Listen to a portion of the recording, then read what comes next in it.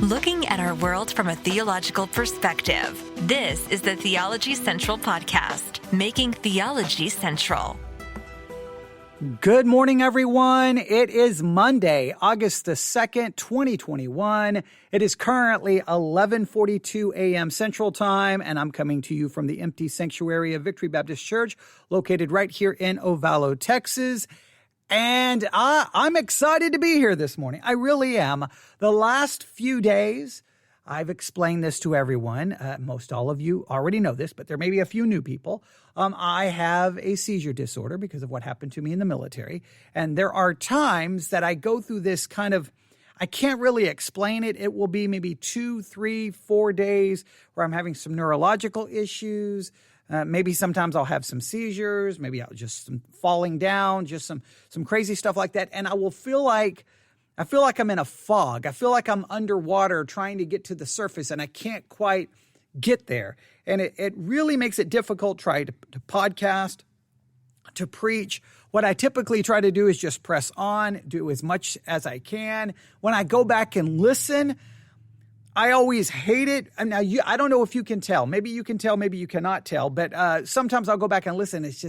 I'm just like, it's cringeworthy. I'm like, oh man, I can just hear it in my voice. I can tell where I am struggling. And I woke up today and it feels like I kind of broke through the surface. I finally made it to the surface. The fog kind of lifted and I feel much better today. And well, then I get very excited. And then I want to do like 30 hours of broadcasting to make up for all the bad ones that you had to suffer through. But I want to thank everyone. Always, people are always nice.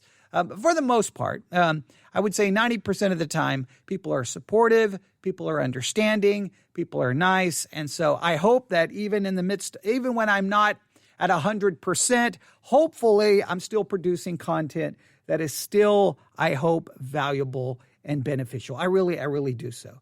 And I know what you're thinking. Wait a minute. This is a new Bible study exercise.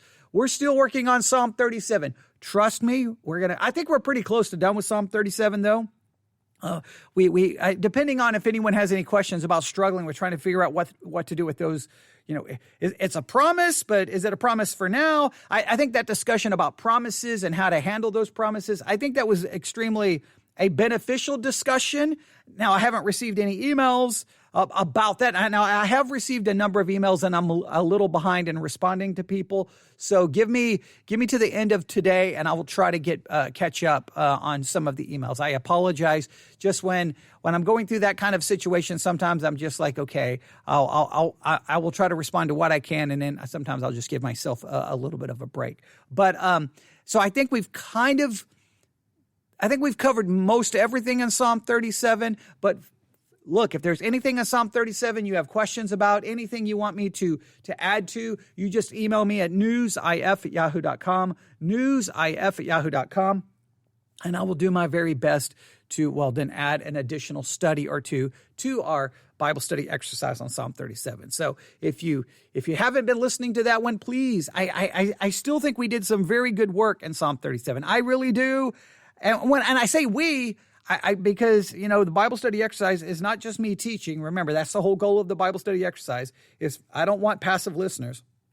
I want active participants. So I always feel like that we are involved in the study. And at least initially, there was a lot of people participating. And I think everyone did some really good work there. And hopefully, as we move through the chapter, even if you may have stopped corresponding with me, you kept working on it. And hopefully and I'm going to stress that again, we did some good work and I think really came to a better understanding of Psalm 37. But today we are turning from Psalm 37 and we're going to the book of Revelation. And the reason we are doing that is because, yesterday I did a podcast episode called Discipleship Guide Free Trial. All right. So we are trying something for basically the next 30 days. All right. We have a limited amount of time. And so I was going to take today off, but when I woke up and kind of felt better, I'm like, you know what? I'm going to go out there because we need to take every opportunity we have over the next 30 days to do some Bible study exercises with this free trial and when I say free, it's not free for us here at Victory Baptist Church. We've already paid for the month, but I don't know if we'll be able to continue to pay for it. but we'll have to wait and see. So what we're trying to determine right now during this free trial is how many people are going to use the content, if everyone thinks it's a good idea, bad idea, and then it's up to me to figure out the best way to structure what I'm doing to make it all work out. Now, if you're new, you don't understand what I'm talking about. Let me explain. Due to the pandemic, a lot of the groups and publications that publish basically Sunday school curriculum, discipleship curriculum, all kinds of curriculum, they have realized that a lot of people now are kind of just meeting in a digital way, right? Their small groups are meeting in a more of a digital format, a digital platform, and there's a lot more of that going on. So they're making all of their curriculum and content available basically in a digital format. And the way it works is what we're using curriculum from Lifeway. And what Lifeway did, in fact, they sent me all kinds of material promoting the idea, was basically, as a church, we pay a monthly subscription, right? And depending on how much we pay each month, that gives us a license to then invite 20, 30, 40, all the way over, more than 400 people if we're willing to pay that much a month. And it gives people access to all of the curriculum, right? To all of the curriculum. It's just right there available to them on their mobile device, their tablet, their home computer. It's right there. So I decided, let's create kind of an online Bible study community, right? I guess and I don't like the word community because I know it's got connections to the emergent church, but a group of people committed to Bible study. Now, I've been already trying to build that kind of group with the Bible study exercises. I've been trying to find people, wherever they may be, wherever part of the world, hey, let's get into the scriptures. Let's study the scriptures. Let's talk about the scriptures. And so I've been doing the Bible study exercise podcast. But I wanted to take that concept and expand it a little further using this curriculum. So here's what we did. We paid a 1-month subscription. And if you go to theologycentral.net, go to the blog section, you will see a link, and that link will allow you to join. Now, once we get to, I think, 25, then the link's no longer going to work. Right now, we've got, I think, a total of 5 people who have joined. So there's still room for you if you want to participate. Now, you click on the link, you have to register. We don't get your information. You sign in, and then you're going to see all of the curriculum. You're going to see all of the content. And then I'm going to tell you what we're going to be studying for that particular week or for that series of Bible study exercise. I'm going to be referring to that curriculum at times. At times, I'm going to take detours from that curriculum and go in different directions or add additional content. And we're going to try to build a community of people, a group of people where we are studying the Bible, working together, and hopefully corresponding. Hopefully people are asking questions, sending me what they're working on, and then we can really turn this into something, I think, unique, something special, something profitable, something beneficial, and we can invite anyone and anyone around the world can be a part of it. Now, of course, even if we can't keep the curriculum going because of money, we can still do the similar thing with the Bible study exercise. I just like placing additional resources in your hands, right? I just like, here you go. I'm going to do what I can, but you have something that you can look at during the week. You have something that you can read during the week. You have something you can use, and you can use the podcast, use the curriculum, and then and then you can correspond with me, and then you can bring in other people together, and we can really build a group of people who are committed and dedicated to studying God's word and trying to figure out the truth. And we can talk about hermeneutics, theology, church history. I mean, there's so much we can do with it. So I think the potential is unlimited. The only thing, I will say this, the only thing limiting the potential is our imagination, our creativity, and maybe my ability to try to make this all work. But I think we're onto something here. I don't know of a lot of podcasts who do things this way, but I think, you know what, we may be a church in the middle of nowhere, but we can expand the ministry here and bring all kinds of people in and say, let's dig in. Let's dig in. So I hope you will go to theologycentral.net right now, click on the link, and then sign up. And I'm going to tell you what to look for here in just a minute. But we received one email, which I definitely needed. I needed at least one person to really let me know how it all worked for them. And this is what they told me, all right? Here was the email. This is very important because you can tell me if you had similar experience or a different experience, all right? The person emailed me at 10:08 p.m. last night, so they didn't wait very long. I greatly appreciate that. They were so quick to get me the information because this is the kind of information we need to make a decision. Do we pay the monthly subscription fee for another month? You know, these are kind of things we have to understand in making our decision, all right? So here's the email. It says, Trevor, I signed up for Lifeway study guides. All right, thank you very much. I appreciate that.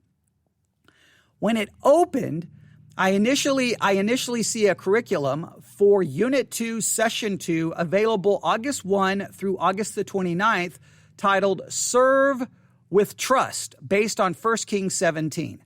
I assume this is because I looked on August 1st. As I cycle through those banners, I did find Faithful in All Things as Unit 1, Session 6, dated July the 11th, available to August the 8th. All right, that's the one I want you to find, all right? So when you log in, you're going to cycle through the banners until you find Faithful in All Things, because that is the unit that is available all the way till August the 8th. After that, it's going to disappear. So I picked the one that's going to disappear the soonest to be the one that we would work on this week. So if you go to theologycentral.net, go to the blog section, you'll see that it's the first blog article, right, called Discipleship Guide. You'll click on the link, and that link's going to let you register for the curriculum. You're going to have access to the curriculum at least for 30 days until, about 29 days now, until we decide if we're going to resubscribe or what we're going to do. And once you get there, you're going to cycle through the banners until you find the curriculum, Faithful in All Things, right? It's Unit 1, Session 6. It's dated July the 11th, and it's available to August the 8th. That's the one I want you working on. And I want you to look for the one that is called a Discipleship Guide. In fact, let me go to the curriculum itself. Look for the one that says Daily Discipleship Guide Student. Daily Discipleship Guide Student. That's what I want you looking at. All right? That's the one I want you working on. Now, there's also the Adult Personal Study Guide, but we'll talk about how we're going to use that or not use that in future discussions. Okay, so that's what I want you looking for. All right. Now they go on to say, also, I appear to have the option to look at the Leader's Guide as well, so checking the fill-in blanks is possible. Okay, and the Daily Discipleship Guide, what you're going to discover is there's going to be these questions where there's a blank. If you can fill out the blank in doing the study, great. If you can't find the answer, it looks like you'll also have access to the Leader's Guide, and you can just look at the Leader's Guide and find the answer for yourself. All right? Now, you may be able to find the answer in the actual study. We'll have to see how many people can or cannot. This person says, it was easy to register, not the easiest to find the appropriate study, but once you stated the title, I was able to find it easily. Okay, so when you first get there, you may have to look to find the study that we're currently on, but I think we can get everyone through that initial, confusion. It says, regarding the materials, I assume I should read the day one page and expect the group time section to be covered on the podcast. Should dailies be done after the podcast or before? Here's the thing. Here's how I'm going to say it. You get access to the curriculum. You do whatever you want with the curriculum. I'm not, because I don't want to be restricted to say, okay, you do this part, I do this part. I view the curriculum as it's, in one hand, it's its own entity, it's its own thing, and then I will turn on the microphone and build from it. Sometimes it may be direct references to it, and if it is, you're already going to be familiar with it. Sometimes it's going to be like, okay, here's what they said, but all right, class, here in the Bible study exercise, we're going to go our own direction. And or hey guys, do we think that's correct? So it's going to be, I'm not going to restrict myself to following it in any particular way, in any shape or form. I'm going to do my own thing, but everything I do is going to flow from it, be based off of it. And sometimes I may follow it very closely, but you don't need to worry. You get the curriculum and you just start, you use it however you want to use it, whenever you want to use it. It's just there to build. It's there to add. It's to add depth. It's to add content. It's to add additional resources, all right, if that makes any sense, all right? And that's a good question. If your podcast is going to start doing these Bible studies, I will definitely do my best to follow along. I have concerns about the time commitment, but if it is 5-10 minutes every morning on my own and a podcast for the group time, I shouldn't have any excuses not to complete it. A challenge on your end is feedback, and minimizing hurdles to sending feedback should help you gauge engagement or questions more efficiently than email. I'm not sure exactly what that would look like, though, and he gives some ideas like maybe a Twitter poll or something like that. We could try to do something like that. We'll see. And then they go into some more issues, struggles that they're having, so we won't read that. Okay, so that means from that initial report, sounds easy. I so respect them stating their concern about time commitment. That's why, and I'm so glad they brought that up, because I think a lot of people do struggle with time commitment. They do. They got a lot of things going on. So here's what I would say. That's why the curriculum is there, because the curriculum is there no matter what's going on. It's right there on your mobile device, right? So whatever you're doing, open it up and you can figure out how much you can read on any particular day. Therefore, you're not, hey, you need to get this done today. You need to get this done today. No, it's just there. If you've got extra time, read extra. If you got a little bit of time, read a little bit. Mark a couple of things down and move on about your day. The curriculum is there as just an additional resource. And then obviously, hopefully, whatever I do, hopefully will add to the discussion and add to the content. And hopefully it will take its, put it this way, every study, and I really want to stress this, every study, I'm not going to follow a template. I'm not going to follow a format. Every study is going to be its own unique thing. The way we did Psalm 37 was very different than the way we've done other Bible study exercises, because I think each passage, each section of Scripture has its own unique features, presents its own unique hermeneutical challenges, presents its own application challenges. Some of them have more questions and difficulties. So whenever we open up the curriculum, I'm like, oh, okay, what are we going to do with that? Then I'll decide how we're going to approach it. You already have the curriculum. They're going to follow the standard template that they always follow. But I don't have to. And I think that will make it more unique and more interesting, and hopefully will really add to it. So that's what we're doing. And I hope that this can work out. I really do. Now, if you think this is a great idea, if you're on board with it and you want to participate, again, go to theologycentral.net, go to the blog section, find the article. It's the first article posted. Click on the link, sign up. Let me know that you signed up. Let me know that you're in. Let me know how it worked for you. Let me know what a device you're using. Were you using an Android device, an Apple device? Was it a tablet? Was it? Are you using a laptop? Are you using a home computer? Let me know what you're using and how it's working for you. Right? Let me know what you like, what you dislike, and just be honest. You know what? I don't think it's really for. I looked at it, but it's not really for me. I'm not gonna use it. Okay, great. That's good to know, because the last thing I want to do is spend money each month trying to build this, to give access to all of these tools, and then nobody's using the tools. I hope that makes sense. So please give me your feedback, and that feedback needs to be given sooner rather than later so that we can make the decision. But no matter what we do, moving forward, let's take the opportunity we have right now. Let's jump in and let's go to the book of Revelation chapter 3, and let's do this study. I think we can make this a good study. All right. Now, if you go to the curriculum, you don't have to do this right now. It's called Faithful in All Things. It's dated July the 11th. It's Unit 1, Session 6. It says Faithful in All Things. All right. And again, it's a study of Revelation chapter 3, 7 through 13. Revelation chapter 3, 7 through 13. Now, I know we're already 20 minutes in, so we're not going to be able to get very far here, but at least want to I want to invite everyone in. So here's what you need to do. All right, let's just start with basics. All of this week, day in, day out, whenever you can, read Revelation chapter 3, 7 through 13. Just read it, read it, read it, read it, read it. All right? Just live with it every chance you get. If you're sitting down to eat, you've got a few seconds, read Revelation 3, 7 through 13. If you have an appointment somewhere and you're waiting in the lobby for your appointment, open up your phone, read Revelation chapter 3, 7 through 13. If you're stuck in a traffic jam, open up your phone and look at Revelation 3, 7 through 13.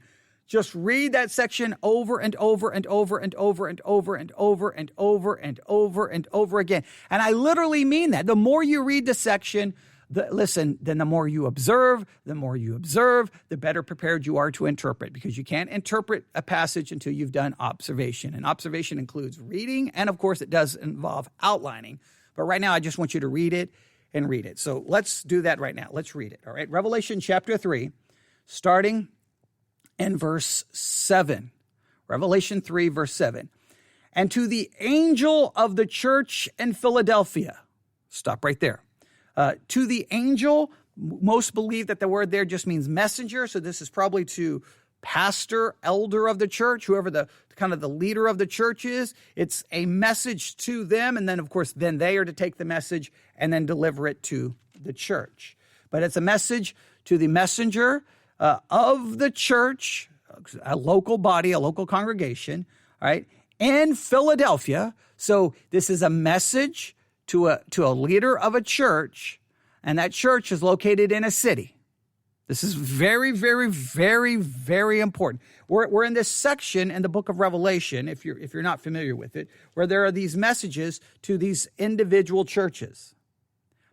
Each individual church is identified by the church is identified, and it is connected with the city in which that church is found, right? In this particular case, look at how it's written. And to the angel of the church in Philadelphia. The church is identified by the city in which that church is located. I cannot stress to you the importance of this. We'll see this play out in just a minute, all right? I know I'm going to end up trying to do verse by verse through this. I need to just read it, all right? And to the angel of the church in Philadelphia write, these things saith he that is holy, he that is true, he that hath the key of David, he that openeth and no man shutteth, and shutteth and no man openeth. I know thy works. Behold, I have set before thee an open door, and no man can shut it. For thou hast a little strength, and hast kept my word, and hast not denied my name. Behold, I will make them of the synagogue of Satan, which say they are Jews, and are not, but do lie. Behold, I will make them to come and worship before thy feet, and to know that I have loved thee.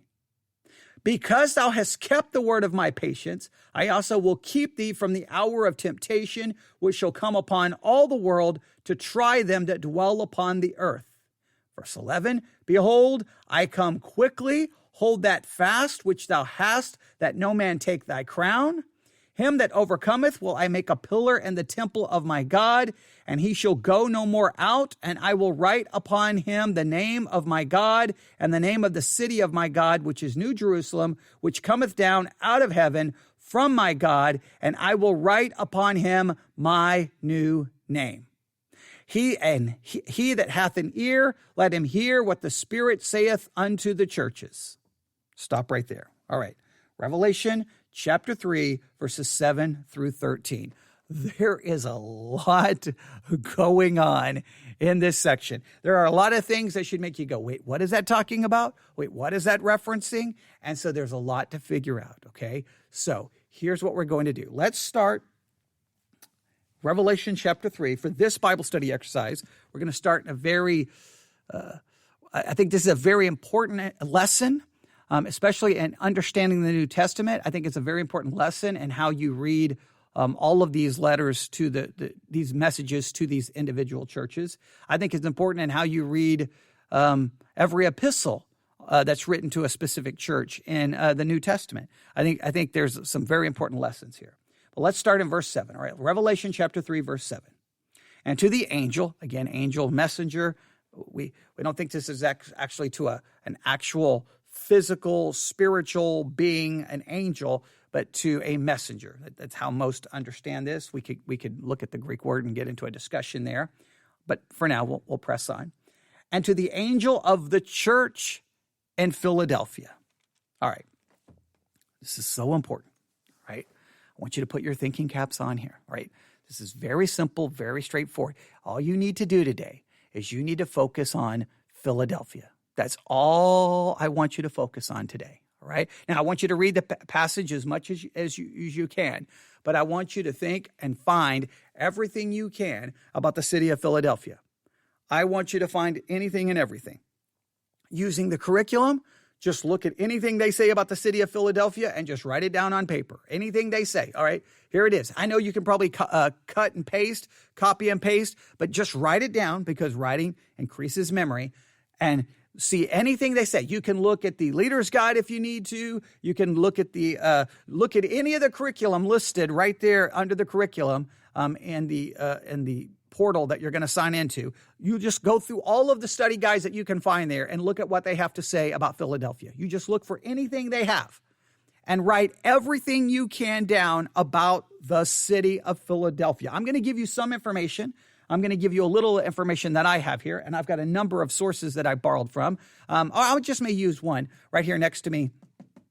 I have a Bible dictionary. I may use that. Who knows? I've just been looking up information about the city of Philadelphia.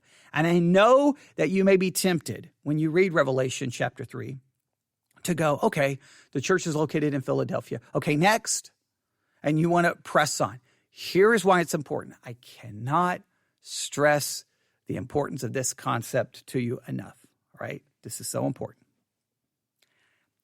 In almost every situation, or let me state it this way, in almost every case regarding churches in the New Testament, the epistles are written to these churches, and these churches are located in cities. When you study the city, almost in every case, you will find that what's happening in that city, what's going on in that city is impacting, and it has entered inside the church.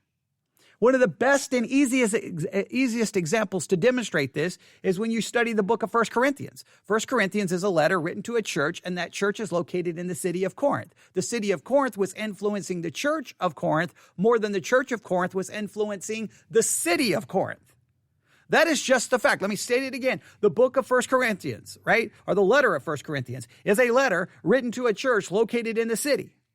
The church in Corinth, the church of Corinth, was being influenced more by the city of Corinth than the church was influencing the city. The city was influencing the church was not influencing the city.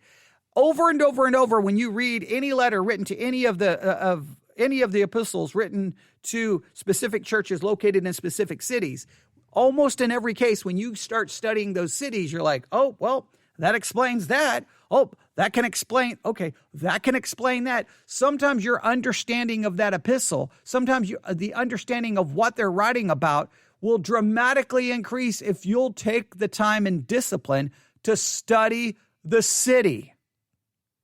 Now, pastors love to get a little summary about the cities so that they can sound very smart, right? Pastors love to do this because you just do a little bit of practice and you can really come across like you know what you're talking about. You're like, this is Paul's letter to the church at Philippi. Philippi was a city, and then they'll give you like that basic little summary. It was 25 miles from here, and it was here, and it's like they're an expert in Bible geography, and they come across really, really smart. But in many cases, what they don't do, now, sometimes they do, but sometimes they don't spend an adequate amount of time of demonstrating why that information about the city is so critical to correct understanding of the letter written to the church located in that city, or in many cases, they don't do an adequate job of identifying the problems in the church are typically related to issues found within the city. You look at everything going on in the church of Corinth, it reflected the city. It reflected the city and all of its issues.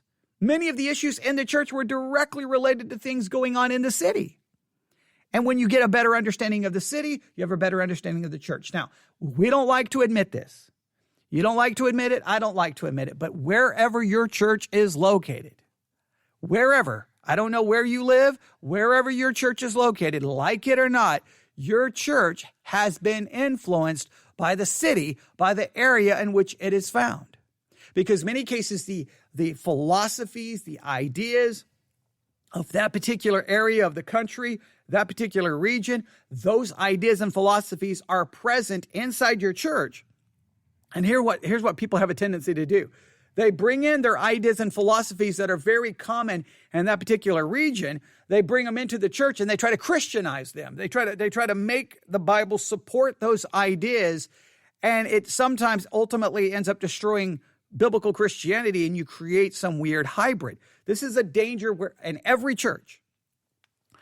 And you'll see this in so many cases. You'll find a church that's located maybe in, say, San Francisco or Seattle or Portland, and they will bring in maybe some very left-leaning, liberal, progressive ideas and try to bring it into the church and Christianize it. You are in, like here I am in West Texas. You're here in Texas, very conservative, pro-Republican, right, conservative, right-wing, right-leaning philosophy dominates this area of West Texas, especially the small towns here in West Texas. And guess what? They'll bring that in to the church and they'll Christianize it. They'll Christianize some of those conservative, right-wing political ideas. And whether it's the left or whether it's the right, you, as a pastor, you got to go, no. We're not here to Christianize the culture. We're here to learn what the Bible says about Christianity. Christianity is always different from culture. God's ways are not our ways. His thoughts are not our thoughts. But every church in some way reflects the culture in which it's found. And it actually shouldn't. It's supposed to be counterculture. It's supposed to think differently, believe differently, act differently.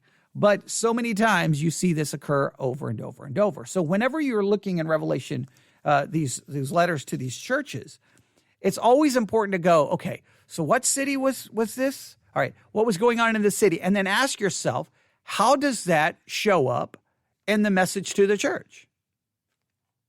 We're going to do that here with the church located in the city of Philadelphia, but we're going to find out a little information about this city. All right, so we're going to start with the city of Philadelphia. All right, here we go. I keep saying all right, like you can shake your head and give me that nod of approval. That's sometimes because I'm always preaching in front of people, you look for the people to go, okay, you got it? Okay, all right, everybody good? All right, but when you do it in a podcast, it probably just sounds annoying. So I'm going to reach over and grab my Bible dictionary. And we're going to look at the entry. This is on page 981. Page 981 of Nelson's New Illustrated Bible Dictionary. This is the older edition. There is a new one. I need to get new ones for the church, but everything costs money. But here we go. All right. That's interesting. On page, what page? On page 980. On page 980, they have a picture of the modern Turkish city of Alaşehir. All right. I think it's Alaşehir is how you pronounce it, which is the biblical Philadelphia. So here's a photograph of the modern Turkish city of Alaşehir, I think is how you say it. That's what Philadelphia, it's modern, it is Philadelphia, but now it's the modern city of Alaşehir. And I think Alaşehir is it God is good? Allah, God, Shir. Is that God is good? God is great? I can't remember. I'll have to look up the meaning of it. But here it is. It's on the Hermus River, and then it talks about the letter. So that's a picture of the city. Interesting. Okay, just a lot of houses. I'm looking at it's just a lot of houses. All I see is rooftops. I don't see anything else. I don't know how big the city is, but there it is in modern times. All right, now here's what we learn about it. All right, Philadelphia. They have it as brotherly love, a city of the province of Lydia, and Western Asia Minor, modern-day Turkey, and the site of one of the 7 churches of Asia to which John wrote in the book of Revelation. Okay, we got that. Philadelphia was situated on the Cogamus River, a tributary of the Hermus, and was about 28 miles southeast of Sardis. So it's about 28 miles southeast of Sardis. Now, I guarantee you, when you look at different sources, you're going to get 28 miles, 25 miles, 30 miles. You're probably going to get different measurements. You would think with modern, but there you go. 28 miles is what we have in this dictionary. Southeast of Sardis. Now, if you thinking of the different churches, that will give you some idea of its location. It was founded by Attalus II, who reigned as king of Pergamus from 159 BC until 138 BC. Philadelphia was the center of the wine industry. That's interesting. Its chief deity was Dionysus, I think is how you would say it. Dionysus, that's it. Dionysus would be the name of the deity. Dionysus, right? That's DionYsus, Dionysus. That's the chief deity. And basically it's the god of wine. So its chief, basically it was the center of the wine industry, and their god was the god of wine, Dionysus. That's interesting. Their chief deity was the god of wine. Does that give you any indication about the church or about the city? I mean, remember the city, we're focusing on the city. Maybe location doesn't help us a lot. It is interesting that their chief deity is the god of wine. Okay. Yeah, something to consider, something to think about. Now, it goes on here to start talking about the church. I don't want to talk about the church, all right? So there's a little bit about the city. So Philadelphia, some of the basic things. Let's go through these again. It's a city of the province of Lydia in Western Asia Minor, modern-day Turkey. It's the site of one of the 7 churches. Philadelphia was situated on the Cogamus River, a tributary of the Hermus. It's about 28 miles southeast of Sardis. It was founded by Attalus II, who reigned as king of Pergamus from 159 BC until 138 BC. Philadelphia was the center of the wine industry. Its chief deity was Dionysus, in Greek mythology, the god of wine. All right. Now, that gives us a little bit of information. Let's add to it, right? Let's add to it, because I think there's something missing from the dictionary there that we need to discuss here. All right. Here we go. From a different source. Okay. And this may have come from the curriculum. I can't remember. I've got so many different sources here, so I don't remember the source, but here we go. The city, strictly Philadelphia, brotherly love, a town, they refer to it as a town, 25 miles southeast of Sardis. One says 28, one says 25. You get the idea, all right? It was built by Attalus II, king of Pergamus, who died BC 138. Now, let me look at something. Died 138. I'm going to look at the other dictionary. Let's see, when did he die? Okay, they said he reigned until 138. Well, this tells me the reason why his reign ended is because he died, all right? So that gives us a little additional information. He died in 138 BC. Now, here says it was situated on the lower slopes of Tmolus and is still represented today, or in other words, it still exists today, by a town called Alashir, okay, a city of God, right? Sher. I think the other source had it spelled differently. I think they had Alashir spelled differently, so that's interesting. The Allah part, everyone agrees on. Alashir, city of God. Its elevation is 952 feet above the sea. The original population of Philadelphia seems to have been Macedonian, but there was and they call this a synagogue of Hellenizing Jews there. Now that's interesting. All right. So, and this is very important. This is very important in understanding what's going on in the church. This is very important. There's a synagogue there. They refer to them as Hellenizing Jews, which is kind of an interesting concept. If the term Hellenizing, if you don't know what it means, I'll give you a definition. To Hellenize was to adopt Greek ways and speech to become Greek, to make Greek in character, culture, or civilization.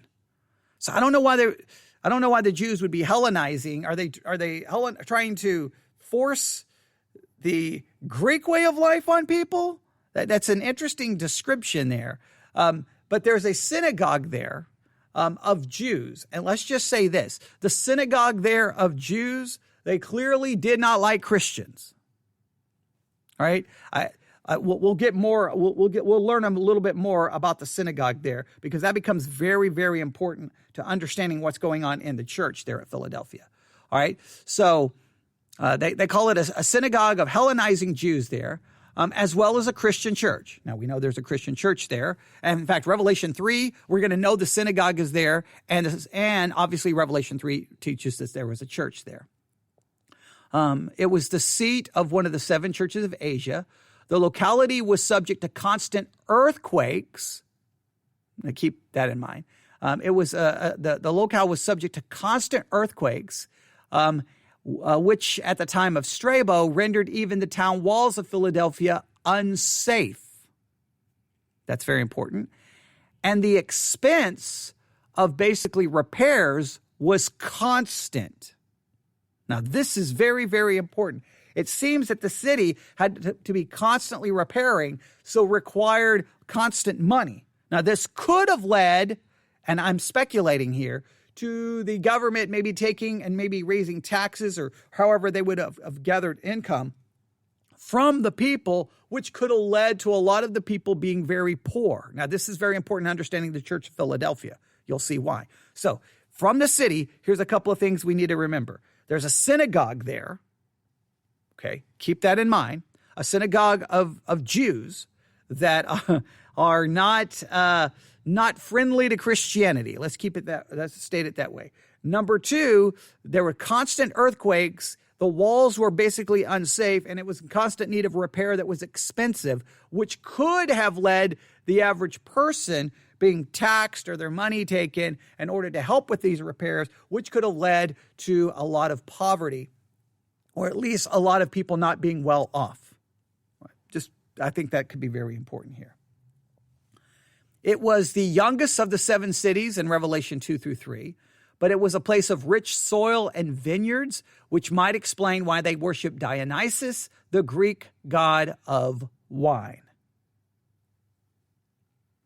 All right, now, why is all this important? Well, now let's go back and read Revelation chapter 3 again, and I'll show you where some of this may have an impact on the text. All right? Revelation chapter 3, and to the angel of the church in Philadelphia write, these things saith he that is holy, he that is true, he that hath the key of David, he that openeth and no man shutteth, and shutteth and no man openeth. Verse 8, I know thy works. Behold, I have set before thee an open door, and no man can shut it, for thou hast little strength. Stop right there. First clue. What does it mean they have little strength? Jesus obviously is the one speaking here. It's the message of Jesus to the church. In some of your Bibles, it will be all in red letters. Here's the message from Jesus, the message from God to the church, and it's acknowledged that they have little strength. Now, do they have little strength in numbers? Possibly. Is it also possible that they had little strength because they were poor? They did not have much from a materialistic standpoint. And is it possible the reason they didn't have a lot of money is because the city was constantly having earthquakes, property was constantly being destroyed, the walls were not safe, and they were constantly having to repair everything, which was very expensive. At least one dictionary acknowledges that as a possible reality. I just think it's interesting that it says you have little strength. The church there, from a human perspective, was weak and insignificant from a human perspective. And this understanding the city helps us get this, all right? And then look at verse 9. Behold, I will make them of the synagogue of Satan, which say they are Jews and are not, but do lie. All right, here's the synagogue of Satan, or the synagogue of the Jews. There's a synagogue there of Jews who one source describes them as Hellenizing Jews. That's interesting. I don't know. I would say that they were aggressively, I would state this, they were aggressively standing and opposing what was going on in the church. I think that that's a very fair way of understanding this, all right? Now, so we're going to stop. Okay. Oh, I want to keep going. So here's what I want you to do, all right? I want you to find everything you can about the city of Philadelphia and look for things in the city that may be pertinent to understanding what's going on in the Church of Philadelphia and what was written to them. All right? Just look what you can. I think the two major issues here that the city was constantly having earthquakes, and they were constantly fixing everything, and it cost a lot of money. And this may have led to poverty in the area, which may explain why the message to the church reminds them that they are of little strength. All right? Again, let me read it to you. For thou hast a little strength. That may give us an understanding of what that phrase means. Little strength.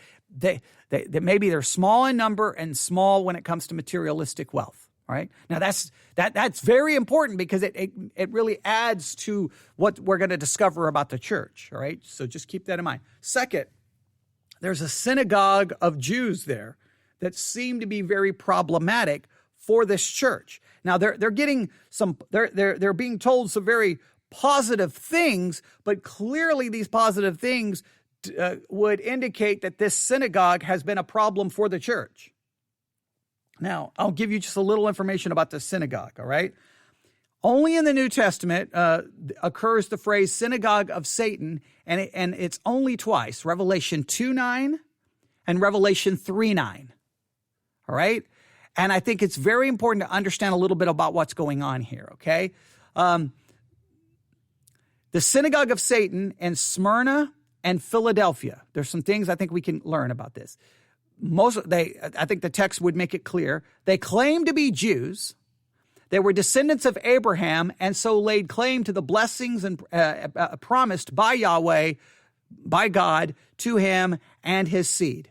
All right. So they claim to be Jews. They were descendants of Abraham. They laid claim to the promises, and that's the way they identified, and that's the way they classified themselves. However, they claimed to be Jews. They were descendants of, but they are not regarded by John as real Jews. They are not the genuine Israel of God. The same conclusion Paul reached in Romans 2:28. We can get into a whole discussion about that. In other words, John seems to be saying this. They claim to be Jews. They may even be physical descendants, but they're not living and truly being a Jew and believing in the true God and acting in the correct way. Because if they did, they wouldn't be persecuting these people and being difficult to these people. So in that sense, they're not really Israel in that sense. Okay, it's like they claim to be a Christian, but they're not really a Christian kind of concept. They are persecutors of Christians in Smyrna. Now, we definitely know they persecuted people in Smyrna. When we look at, in fact, go to Revelation chapter 2. Revelation chapter 2. Verse 9. Revelation chapter 2:9. I know thy works and tribulation and poverty, but thou art rich. I know the blasphemy of them which say they are Jews and are not, but are the synagogue of Satan. Fear none of those things which thou shalt suffer. Right? So clearly they were persecuting people in Smyrna, and if they were doing it there and they're also located here in Philadelphia, then obviously they would be creating the same kind of problems and the same kind of difficulties. One source says this: they are persecutors of the Christians in Smyrna. The Lord knows their blasphemy, their sharp denunciations of Christ and Christians. They claim to be the true people of God, but really they are the synagogue of Satan. These Jewish persecutors, instead of being God's people, are only an assembly of Satan or Satan's people. So they claim to be a synagogue of the Jews, but really they're nothing more than a synagogue of Satan's people, I should state it correctly. That's really what they are. And that's going to be problematic for the church. A little bit of history here that I think is interesting. Polycarp, it states this: the Jews of Smyrna were still persecutors of Christians and were conspicuous, I should say, and demanding and planning the martyrdom of Polycarp, the bishop of Smyrna, the same city in which the person in Revelation calls persecuting Jews the assembly of Satan. So it sounds like the Jews in Smyrna were still persecuting Christians in around 155 AD, and that they were involved, or at least conspicuous, in demanding and planning the martyrdom of Polycarp, who was the bishop of Smyrna. So they were still persecuting Christians in 155 AD. So the synagogue is talked about in Philadelphia, it's talked about in Smyrna, and clearly they were still persecuting, at least in Smyrna, in 155. That's very important historical information. Now, that means this church seems to be with a little strength, and they're facing and dealing with the synagogue of Satan. Now, I don't know if the synagogue of Satan had a lot of people. Don't know if it's a few people, but it sounds far more significant than the church of Philadelphia, which is described as having little strength. I mean, in fact, the first time the church is described here in Revelation chapter 3, the first thing that they are described as is this: for thou hast little strength. The first way they are described as, hey, you have little strength. That's the first way the church is described, which is just fascinating to me. When you go look at the city, it makes sense. The city was constantly being rocked by earthquakes. Possibly the cost of repair was causing major financial issues. So the people may have been very poor, may have been very little in number. And if there's a synagogue of Satan there, a synagogue of the Jews that are out persecuting any believers, well, that could greatly limit the number of people coming to your church, right? Hey, come to our church today and possibly get persecuted and killed when you arrive or as you leave. Yeah, that has a way of cutting your crowd in half and maybe even smaller.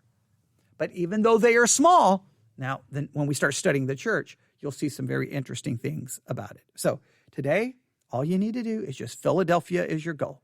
What can you learn about Philadelphia, and how is it significant to what we read? Now, make sure you check good sources, Bible dictionaries, Bible encyclopedias. Just look up the entry for Philadelphia and just see what you can find. All right? We looked at two sources right there. I have more. I was trying to skip around and read and trying to put that together. Some of that may have come from the curriculum itself, but look in the curriculum. What does the curriculum say about the city of Philadelphia? What does it say? If I said Smyrna, I apologize. The city of Philadelphia, the biblical city of Philadelphia.